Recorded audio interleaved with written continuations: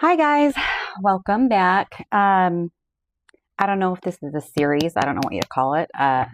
It's just, I don't know if it's an episode, but today we're going to have another discussion about dating in your 40s. Don't settle. That is my lesson today, is don't settle.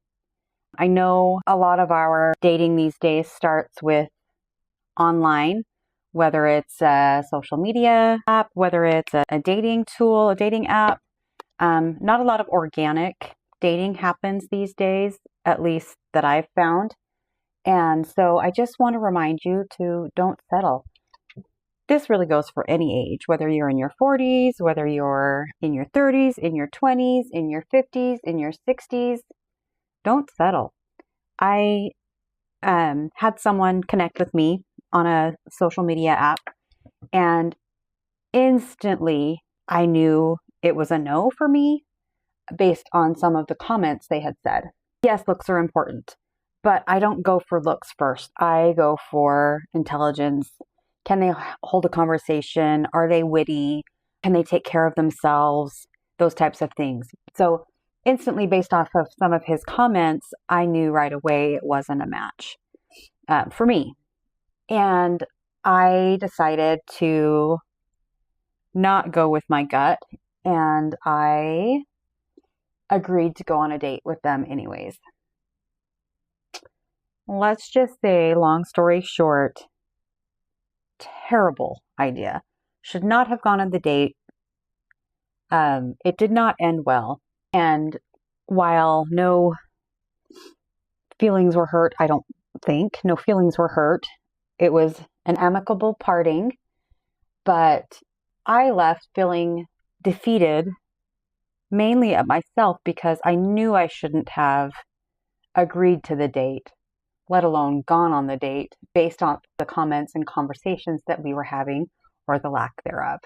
So, moral of the story is don't settle. You know that whole saying, there are plenty of fish in the sea? Well, I've seen plenty of the fish, and they're not all that it's cracked up to be. However, after going on a date like that, truly I'd rather be single than to settle.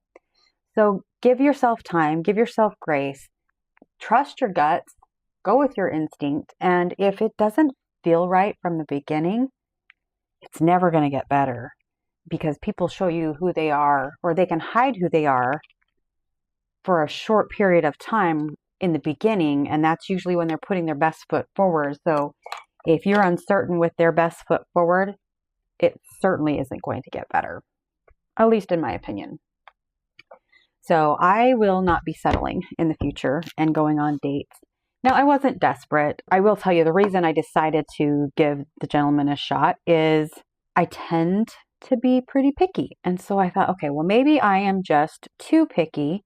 Maybe I should loosen up my standards a little bit. I won't be loosening my standards. That taught me why I have such high standards. So I don't want to call it picky. I want to call it high standards.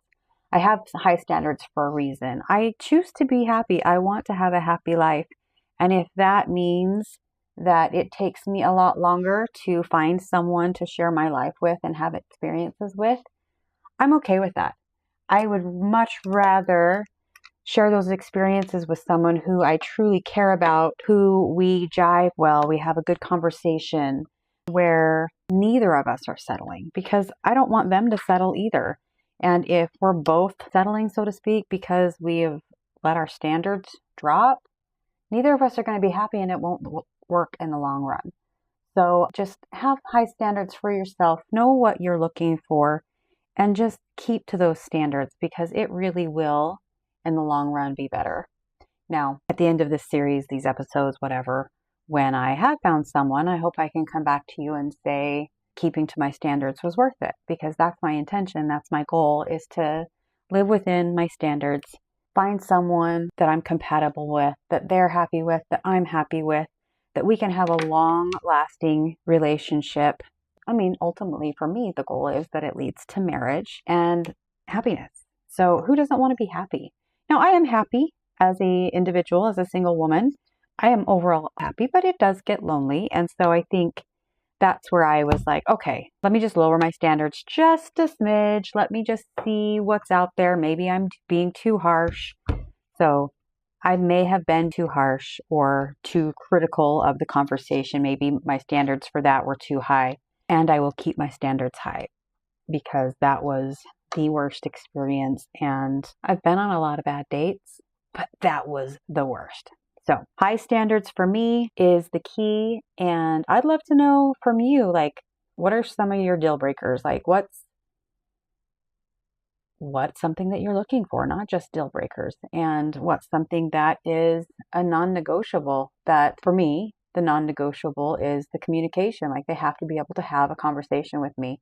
I talk to a lot of people throughout the day for my career, and to be able to come home and talk to my partner about my day and have them, whether they understand the in and outs, that's not what I'm asking for, but someone that can hear me out, have a conversation with me, and provide some insight to my days. Sometimes my days are rough, sometimes they're great. And I want somebody to be able to have a conversation with me to understand what I'm going through and to relate with me. So that's a non-negotiable for me is communication. So anyways, tell me what your non-negotiables are. Tell me also what's something that you're looking for, because I'd love to hear that. While this is great, kind of feels like my own private therapy session, I'd love to hear from you guys too. See what you're going through, what's working for you, what's not working, and let's share our experiences. Anyways, I hope you're having a great day. I apparently talked more than I applied makeup, so I've got some more work to do before I get to the office. Have an awesome day.